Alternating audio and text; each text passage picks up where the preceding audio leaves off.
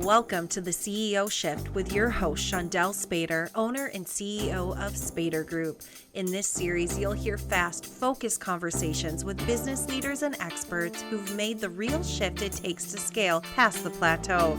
Each episode delivers high-impact insights designed to help you cut through the noise, make smarter decisions, and lead with clarity. Hello and welcome to the CEO Shift. I am excited to have Lida Bannink here with us from Ekberg Lammers today. Lida, I'm going to change up the script a little bit, and I'm actually going to have you introduce yourself today because I think you do a much better job of introducing yourself than I do. So, Yeah, happy to do that. Thank you so much for having me. thank you. I'm Lida Bannink. I am a attorney, shareholder, board member with law firm Ekberg Lammers. We're out of Stillwater, but we also have locations in Hudson, Oakdale, and Bloomington. I lead our labor and employment group. So everything human resources, guide to human resources, from hiring to terminations to legal claims, policy making, kind of everything in between. All the things that people find extremely exciting. And difficult. That's why we're here. Right, exactly. I know I always get who's excited about accounting? And I'm lonely in the room, right? Yes, exactly. So But we all awesome. need Well, those people to be excited about accounting or human I'm resources or whatever grateful it you're is. excited. I'm super grateful you're excited about your space. I know it's a space that, even we get tripped up in because it's a big space and it's super Yeah. important and you want to make sure that it's right. So um, today I would love to hear about really your journey, right? We love to dive into Zone of Genius. Why do you get up and do what you do? Why this space? What is it? Um, that just lights you up and your expertise. Yeah, I love that. Happy to talk about uh it. Good deal. So let's go ahead and dive in. We will, I guess, really just share, if you had to pinpoint something as your zone of genius, what do what is that? What's that thing that you're like, boom, I can talk about this for hours? Oh, there are a lot of things. It's Zone of Genius, what I'm passionate about. I mean, there's a lot of them. Um, Number one, in being an employment attorney and culture within a workplace and how culture is so much more than just navigating human resources laws, but thinking about the practical as well as the legal side. Being a woman in a male-dominated profession, could talk about that one for a long time, kind of how I got here. Um, my bottom line as a person, as an attorney, is an educator. So, educating, helping others, mentoring others, whether it's other businesses, other female attorneys, other females in business, you know, all of that in personal and professional life would be my zone of passion, so to Yeah. speak. Oh, I love zone of passion. I love that. Might have Yeah. to update that question, right? Yeah. um I mean, you touched on so many important factors across the board. Um, I guess, we've obviously known each other for years. We've been in Yeah. the room. I have seen you lead in multiple ways, right? Lead with that education piece, lead with that support, lead with that, guiding others to really help them get to the best versions of them, whether it's just themselves, it's themselves in their position, it's themselves in their business, that, wherever that might Absolutely. be. It's one of my favorite things about anytime we get to hang out together is I always learn something. Yeah. So I guess from a aspect of where things are at right now, what are you finding to be one of those top questions? What of that top thing that's really boiling for business owners that you're seeing right now? Well, if we're in Minnesota, it's really legal compliance, with all of the leave laws come into place. And I shouldn't quote this as part of a recording, but I'm going to. So, but I'm a little nervous to do it. But it's something like, if there is a female pregnant in the city of St. Paul, there's something like 20 plus laws that apply to this individual, from leave management to accommodations, protections, and things like that. And like, I'm a woman, I've had three kids, right? I'm not calling that out as like a negative thing that there are that many laws protecting women. But it's really challenging. So right now, really, especially in Minnesota, is really focusing on leave regulation, leave management, and with governmental entities, not necessarily on the federal level right now, but certainly on the state level, but having more collaboration between the two.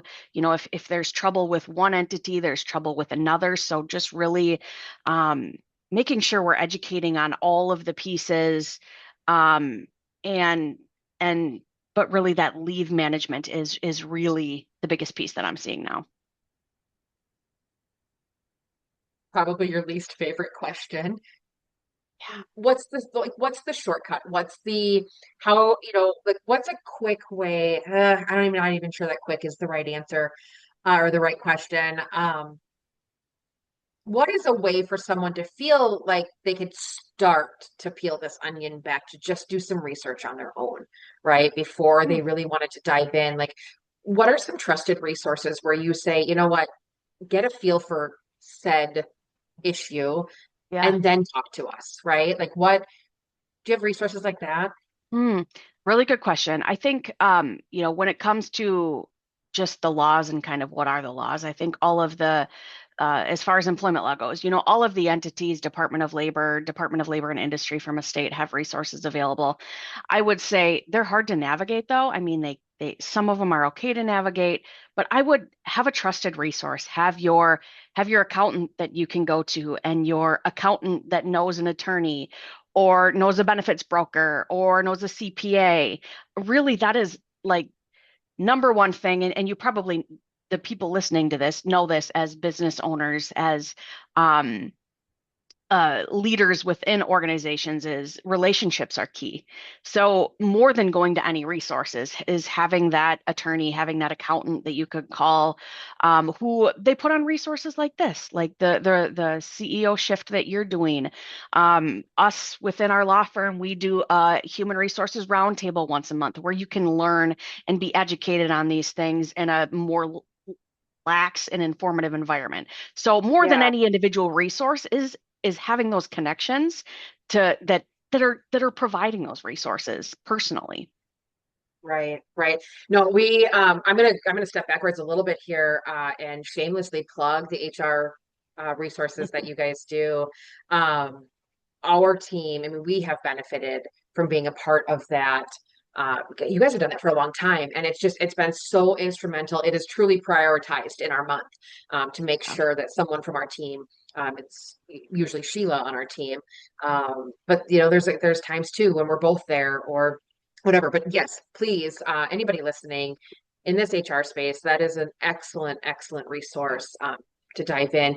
I love that you guys go through and you have scenarios that you share, up front, of like things that are real and relevant, and like, oh, yeah, I'm dealing with that, or I can see that coming, or God, we just navigated that. What did we do wrong? Oh, good, we Yeah. can fix this.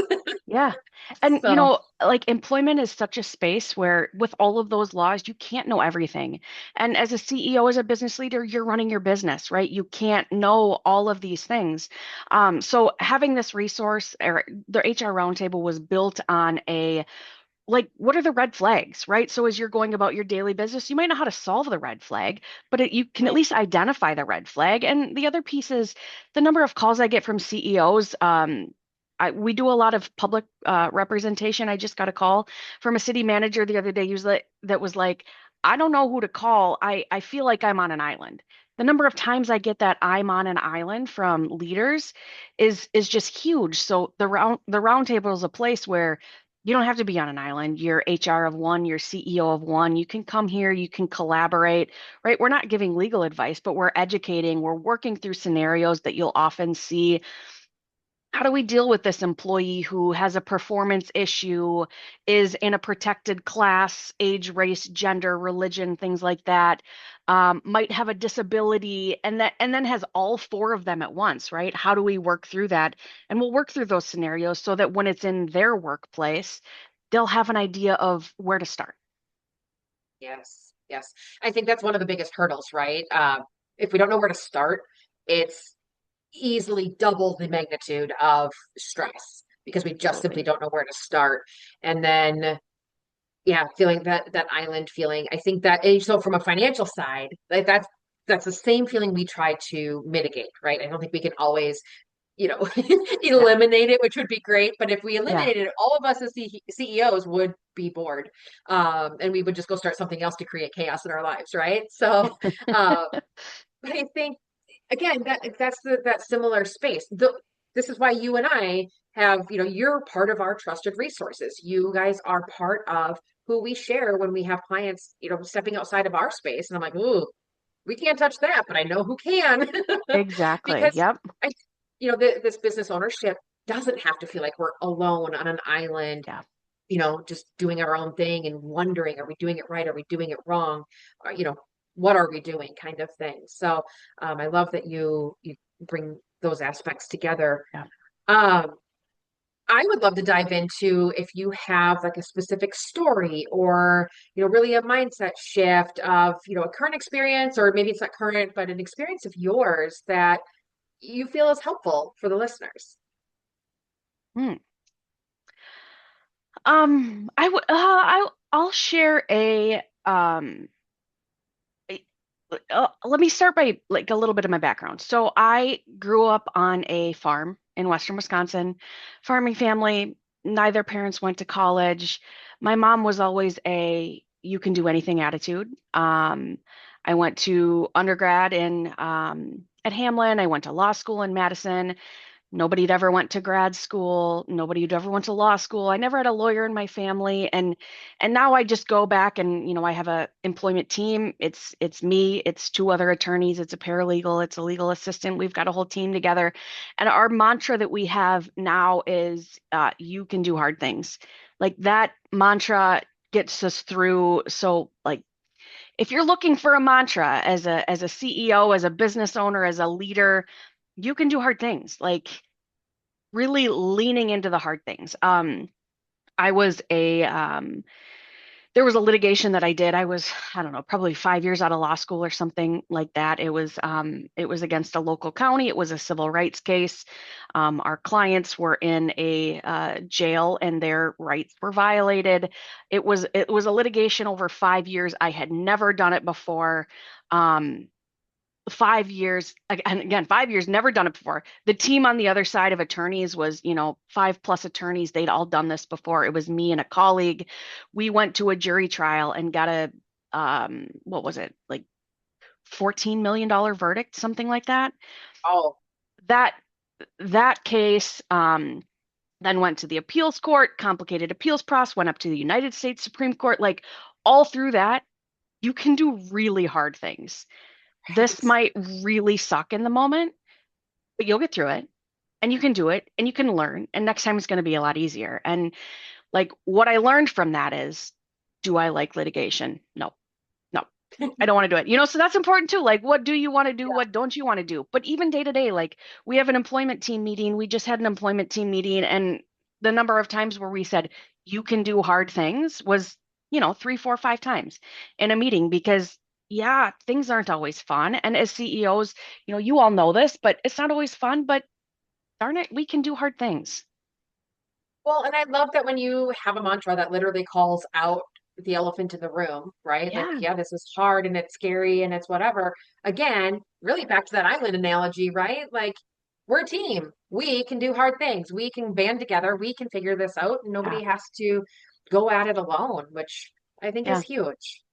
Um, so as we were talking before and getting set up for this, one of the things that stands out that I really admire about how you operate and what you do is your ability to keep family and a law career like in alignment. Now, I won't pretend. I'm sure you don't either. Like it's all perfect, right? Um, but Yeah. can you just shed some light on that? Because I think that's for our listeners, I think that male, female, I don't even think it matters, right? Like I think it really does play an everyday role for the owner level of ownership that we're working with. And for those who would be Mhm. listening here as to how do you do that? How do you do it effectively? Um, Yeah. and not get caught up on it being perfect. Yeah. That's tricky. I've got three little kiddos that are 11 and under. My husband's a professional. He's an engineer. he's working 40 plus hours a week too. Something that we've significantly struggled with. And in my, my zone of people that I collaborate with, such as you, we talk about this regularly about how hard it can be, how, the nights are long, the years are short, kind of a philosophy. We've tried a lot of things. We've tried, what if we get a meal service? What if we get a house cleaner? What if we get a, whatever it might be? And I will say, vulnerably, but I'll put it out there because I think that people and women especially need to hear this. In September, I cut my hours to 0.6. So we have here at the firm, we have, how many shareholders are there? I don't remember. And I'm bad at counting right now. 7, I think, shareholders here at the firm. I'm the only female. So, and never before have we had a part-time attorney. And I approached them, right? I can do hard things. And I said, this isn't working. I love the firm. I love the culture. I love everything about the people here, but I can't balance both. And, let's be honest, I'm a much better grocery planner and kid runner and organizer than my husband is. So it, and I actually enjoy those things. So it fell back on, like, for a long time was like, what are we going to do about this? And in the end, it was a really hard choice. It was a really vulnerable choice, right? What are the businesses that I'm working with going to be? How am I actually going to do this? But when I did it, and I went down to 0.6, I designed it really strategically. So 5 days a week, I'm available. 10 to 3, I'm available, but I can get the kids on the bus. I can get the kids. I have one of my 8-year-olds in competitive dance, like, which is, That's 4 or 5. job. It's a full-time job, 4 or 5 nights a week, right? So, but it's a balance. And, to anybody in this position, like, think creatively and, help.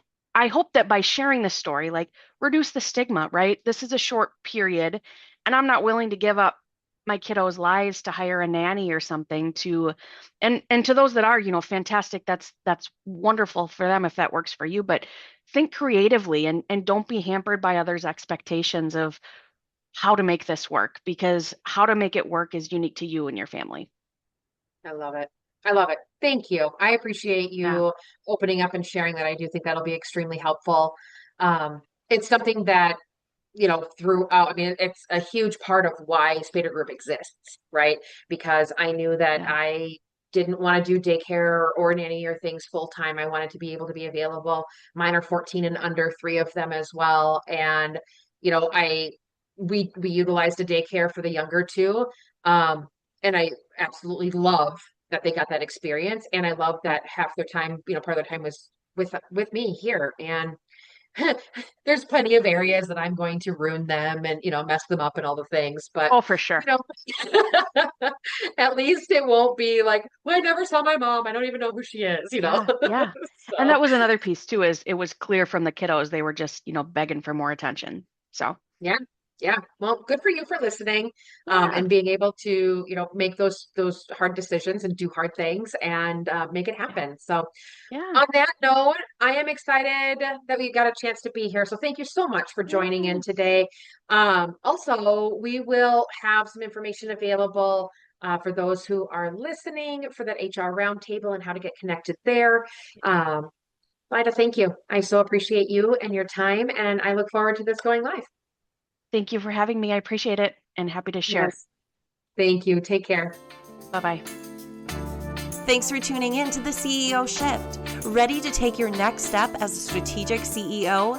Download our free 4-step CEO decision guide, the exact framework business leaders use to stop spinning their wheels and start scaling with clarity. Grab your copy at spadergroup.com/CEO-guide and start making decisions like a CEO today.